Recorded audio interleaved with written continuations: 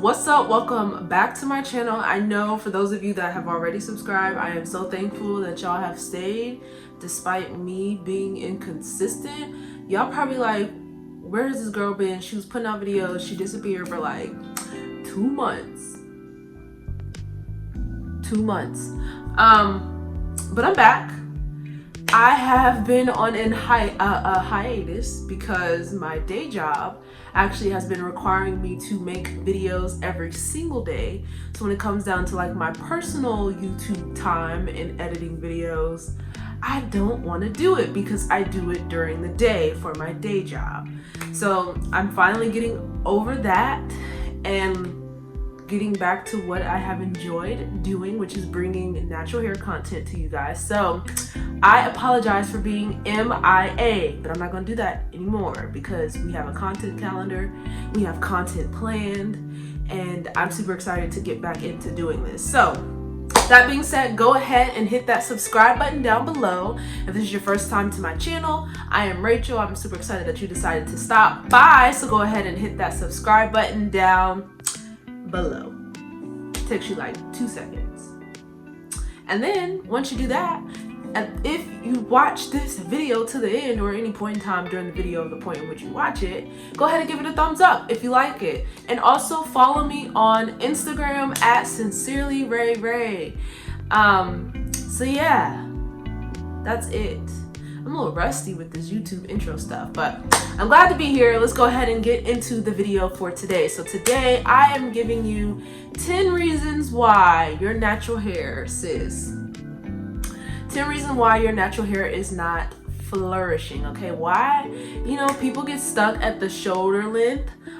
Some people get stuck at like the nape of the neck. And some people just feel like their hair has never grown. And just has decided to stop growing. So first of all, let me dispel that myth. Your hair grows every month. Now, are you gonna see growth as long as you have damage? Probably not. So you're probably gonna feel like your hair isn't growing. If you haven't gotten a handle on your breakage situation, you're probably not gonna see your hair growing. So I'm gonna deep dive into all of that. I have my trusty 2020 MacBook Air. The keypad cover just came off, but it's okay though, because this don't matter anyway. But I'm gonna try and put it back on here. There we go. It actually matches the back of this. So let's jump straight into it. So first things first, I made a list of things to help me stay in line with what we're talking about. So 10 reasons why your natural hair isn't growing. Number 1, hair care routine mistakes. So one of which a lot of people use very fine tooth combs. Sometimes we're using hard bristle brushes, which that's okay for your slick backs and your slick buns and your ponytails, but using that every day to brush your hair or manage your hair will definitely cause breakage to your edges and the nape of your neck, believe it or not. So hard bristle brushes are a no unless you're doing slick backs, and even then you kind of want to be careful because the constant motion of raking a hard bristle brush through your edges will definitely take them edges right on with the brush stroke. So remember that. And then 2, a lot of times we're not even relying on our natural Y'all, I have a dog who just had surgery and he has a cone on his head, so he's like trying to scratch his face, which I don't understand because he has a cone on his head. Hey, sit. Okay, so I don't know why we don't rely on our natural combs that we have here, because they're probably what's best in terms of managing the amount of pressure that we're applying to our strands. But finger detangling, finger combing is definitely a thing, and it also helps if you finger comb and massage the scalp. You know, give your scalp some TLC, get some blood flowing up there to make your hair grow a little bit faster, but we'll get into that later. So yes, definitely hair care routine mistakes. And then also not being consistent with your hair care routine will definitely cost you growth with your natural hair. So develop a routine, stick to it. That is like key in this whole natural hair journey / process. So the second thing is heat damage. Okay, literally put your flat iron down, put the hot comb down. I mean, sis, unless you got a wig on or you got a full sew-in, not like the traditional with the little hair hanging out, because at the end of the day, the little hair that is out is gonna become heat damage while the rest of your hair is flourishing, and then you looking crazy. Stay away from heat products, okay? Now, occasionally, I don't mind using the blow dryer because sometimes we want to stretch our styles. Now, do you stretch your styles every single time? No, you do not. I rarely stretch my styles. I might do it once a month if I'm not wearing some type of protective style. But you really want to stay away from heat. And even when I do it, it's like medium to low heat and more air pressure in the blow dryer. Y'all know what I'm trying to say. It's never really hot to begin with. So staying away from heat is key, okay? The quicker you stay away from heat, the quicker you'll see your curl pattern come back. If you, a lot of people feel like their hair isn't really damaged because it's wavy, but if your roots don't naturally come off wavy, they come out more coily at your roots, that is actually your natural hair texture.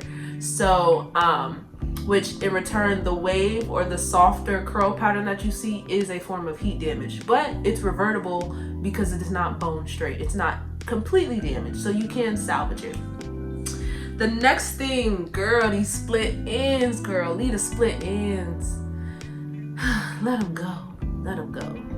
A lot of times we want to hang on to our hair because of length, because we want it long. Everybody's on this journey to waist length instead of being on the journey to healthy hair. And we want to hang on to whatever length we got. Well, at the end of the length, those ends are starting to split, which means it's just going to keep riding up your hair until you cut them off, which means all that length that you would have had is null and void because it is damaged hair and it is splitting ends, so you need to cut it off. And the quicker you're able to catch split ends, it is actually better for you because your hair will grow. You'll have length retention. You'll be able to have length retention. So stop hanging on to those ends. If you can see through them, yes, if you can see through your ends of your hair after you blow dry your hair out or even after you washed your hair, sis, those are split. You need to let them go. Your hair should be full from root to end. There shouldn't be any straggly ends hanging off of it, okay? The fourth thing, too much manipulation, okay? How often are you doing your hair? If your hands are in your head every day to do something to your hair, that is not good, sis. That is not good. That means you're doing too much manipulation, which means you don't even give your hair time to breathe, to grow. Sometimes if we are finger detangling and our nails aren't tamed, we're breaking our hair off because we're pulling it out from getting snagged. Or depending on if we're slicking our hair back every single day, it's breaking off and it's not going to grow. So, or it's not that it's not going to grow, but it's going to appear that it's not growing, but it's because your hair is breaking off from you manipulating it so much. Great protective styling like braids, really wigs. I won't even say sew-ins because depending on if someone sews it in too tight, it can break your hair off. There's a lot that goes into the sew-in things, but basically low manipulation hairstyles, whether that's mini twist, flat twist, and doing nothing to your hair for a week. You should really be only styling your hair maybe once or twice a week. And I know y'all are probably like, girl, that's crazy. No, low manipulation hairstyles is how your natural hair will thrive and survive. Trust me, okay? Next, number 5, your hair needs moisture, okay? And I'm not talking just some oil. I'm not talking just the black Jamaican castor oil. I'm not talking about a cute little leave-in moisture, sis. I'm talking about a whole LCO, LOC method, okay? Whichever one applies to you. Your hair needs to be moisturized. And I'm also talking about deep conditioning because that is a huge part of hair growth and keeping your hair moisturized. Think about it. It's like a plant. If the plant is dry, eventually it's going to dry out and die. But you keep watering the plant, you keep nourishing the plant, and it's going to grow and flourish. And then you got to repot it because there's so much plant flora. It's so much growth with the plant, you just got to repot it. That's what I'm trying to say. Same thing goes with your hair. You have to moisturize your hair. If you don't moisturize your hair, it's going to break off, okay? And that's just how it goes. You know, the guy was like, yo, listen, I'm gonna give you this full head of hair. I'm gonna let you take care of it because, you know, by the grace of God, it's gonna grow, but you gotta maintain it for the time being. So basically, keep your hair moisturized. No one likes dry hair because if it's dry, that means it's brittle and it's gonna break off. Automatic. There's nothing you can say about it, nothing you can do about it. No matter how many braid sets that you get, no matter how many wigs you wear, if your hair is dry, even under your protective styles, yes, even under your protective styles, your hair is going to break off and you're not going to see the length retention that you are looking for after you take down those protective styles and just overall in your hair, period. So, moisturize your hair. The next one, the washing the hair every day. Now, I don't know too many sisters that do that, but if you are one of them, sis, don't wash your hair every day. You just can't. You can't use shampoo every day. You need to alternate between a nice shampoo and a nice co-wash. Now, if you would like to wash your hair mid-week, a co-wash would be perfect for that, depending on the products that you're using throughout the week. Unless you're using gels or edge controls or anything heavy products, you might want to use a shampoo. But if you're not using any of that, I personally recommend a co-wash for your midweek, and then after like 2 weeks, use a shampoo. Just because the shampoo, even though they have moisturizing shampoos, which I'm not knocking them because I use them too, but a shampoo at the end of the day is meant to clarify your hair, and most of the time in clarification, it strips the natural oils from your hair, which makes your hair very dry, which is why every time you shampoo, you should also deep condition to re-put that moisture back in. So stop washing your hair every day, sis. Just stop. Because, I mean, unless you're using gel every day, you don't need to wash your hair every day because you're drying your hair out. Now, granted, water is key to moisture, but get you a cute little spray bottle. Spritz it on your hair, put your cream or your butter on your hair that you love to use with your leave-in, your favorite leave-in conditioner, and follow it up with a good oil. Your hair be moisturized, it's still clean, and you know, you're not washing your hair every single day. Don't do that. The next thing are you're using the wrong products, which is, what was that, 7? And then I'm gonna do both of these together. So 7 and 8, you're using the wrong products and you're not drinking enough water. So how can I put this? What you put in is what you get out. So if you're not internally feeding the inside with water and vegetables and great things that make you feel good on the inside, and you're expecting a huge result on the outside, you are playing yourself, sis. Don't play yourself. So basically, yes, you need to be drinking however many ounces of water that you're supposed to be drinking a day. Super key, super vital, super important. I don't know the actual limit for, I'm trying to think. I think it's like 1 liter or 2 liters a day. That's how much water you should be drinking for you to see substantial, you know, results within your hair, whether that's with growth, whether that's with moisture, because you also moisturize from the inside out, and just in terms of overall body health and hair health, you have to drink your water, sis. Drink your water, because we want our curls to flourish. And then what did I say? Oh, using the wrong products. So don't be like me. First of all, if you're a product junkie, it's okay. However, unless those products are not working for you, let them go. And don't buy products according to what you see on YouTube all the time. Because just because someone may appear to have the same hair type as you, they might have a different hair porosity than you, which ultimately that is how you should be purchasing your hair products, according to hair porosity. So I challenge you to figure out what your hair porosity is. I have a video showing you how to do that on my Instagram page, so you can check me out there.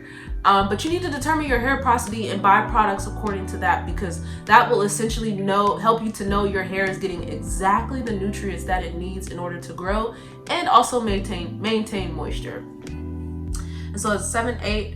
So 9 and 10. I'm not a huge vitamin person, but I will say, taking the right vitamins and then also protecting your hair at night. So those are 9 and 10. Basically, when it comes to the vitamin thing, I have done hair, skin, and nails. I've done biotin, and I've gotten results. I'm just terrible at remembering to take vitamins. And plus, vitamins, they help, don't get me wrong, but at the end of the day, it's about your routine, and it's about how well you're keeping your hair moisturized and taming your ends. And if you aren't doing any of that, no matter what type of hair vitamin you could take, at the end of the day, you're not going to see those results in hair growth that you're looking for without all of these other things. And then how you take care of your hair at night. Girl, a satin bonnet, a satin scarf. At this point, they got satin beanies, they got satin baseball caps, satin pillowcases. So why are you still sleeping on cotton? Why are you still sleeping on cotton? So you need to be taking care of your hair at night in terms of putting on either sleeping on a satin pillowcase, wearing a satin bun, a satin scarf, something that's going to help maintain the moisture in your hair, because cotton, not only will it help, not only doesn't it help your hair to grow more so, but it also helps dry your hair out. And sometimes the lint or just your pillow, the harshness of the fabric of your pillow will cause snags and tears to your hair, which in return is breaking off, causing damage. So that is why you wear the satin bonnet or you sleep on the satin pillowcase. And it also maintains the moisture that your hair already has in it. So those are my 10 things as to why your hair may not be growing. So you say, but your hair is always growing. It's just about how well you're taking care of it to be able to see and maximize that growth and length retention that you're looking for.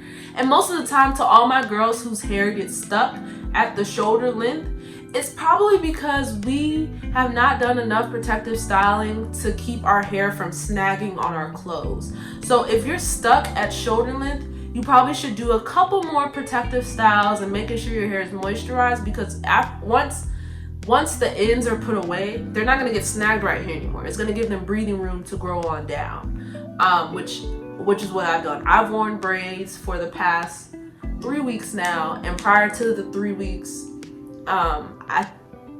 I don't know what I had. I think I just had my hair twisted back, but my hair was actually stopping here. And since I've taken my braids down, I have made it to here now with my hair. So I know y'all like, girl, that's not your hair. No, girl, it's a ponytail. I got a tutorial on my page. So when you click off of this, go visit my video page. It's one of the first 2-3 little videos down at the bottom when I was on the struggle bus with YouTube. But anyways, yeah, no, my hair, my actual real hair now reaches down to here, stretched. So I am a little bit past the shoulder length, praise God. But we're gonna keep praying that God keep doing his thing up there, and I keep staying consistent with my natural hair journey and routines. So that being said, that is the end of this video. If you like this video, please give it a thumbs up, and I cannot wait to see you guys until my next video. Bye.